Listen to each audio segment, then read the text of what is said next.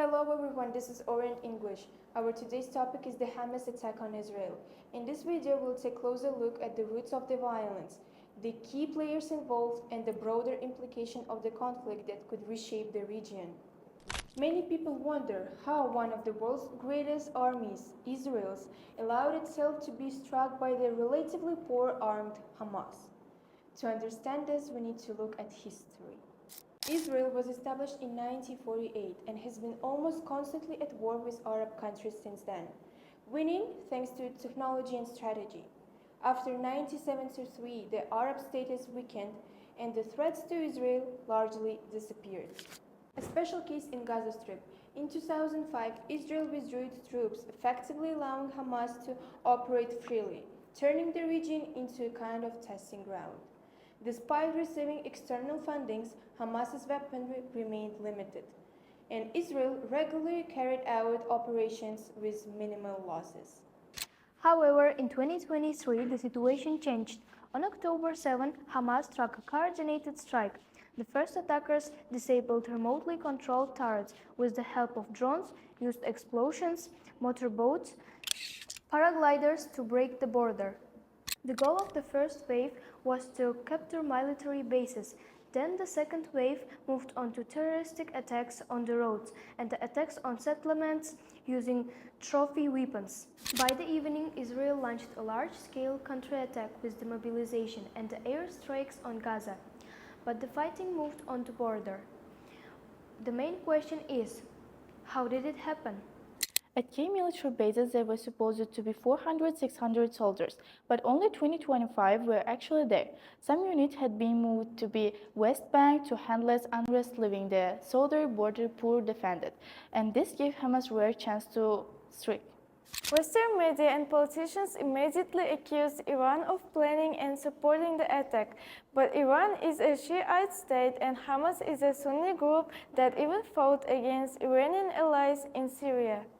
Iran only supports Shiite forces, the Houthis, Hezbollah, and Iraqi militias. Therefore, the version of Iran's direct participation is doubtful. Hamas gained the effect of surprise and freedom of action, but instead of developing a military operation, it switched to attacks on civilians, losing the initiative and legitimacy. Iran does not command Hamas and has no levers to force the group to go on a suicide operation.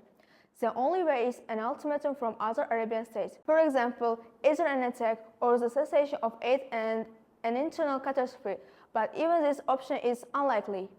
If Iran is considered the culprit, then after the cleansing Gaza, Israel will switch to Hezbollah and Syria. In the long run, these forces will not be able to withstand the US-Israel coalition, although they can inflict significant losses. The reason the US supports Israel instead of launching a direct war against Iran is simple.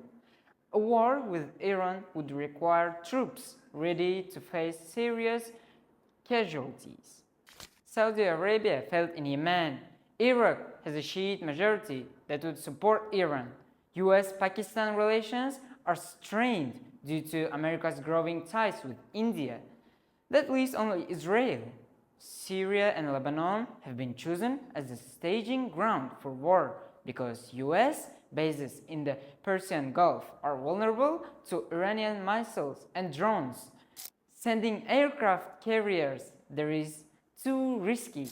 That's why the war begins where Iran is vulnerable and unable to deliver a deadly response. The accusations against Iran are unfounded. It has no direct control over Hamas, and both logic and political ties make its involvement unlikely. The real goal of the information campaigns against Iran is to lay the groundwork for expanding the conflict.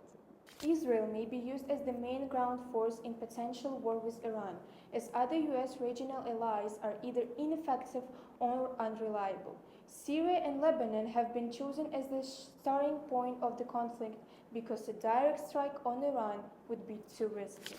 These events point to the possible beginning of a major regional conflict, and one has already approached the scale of the Third World War.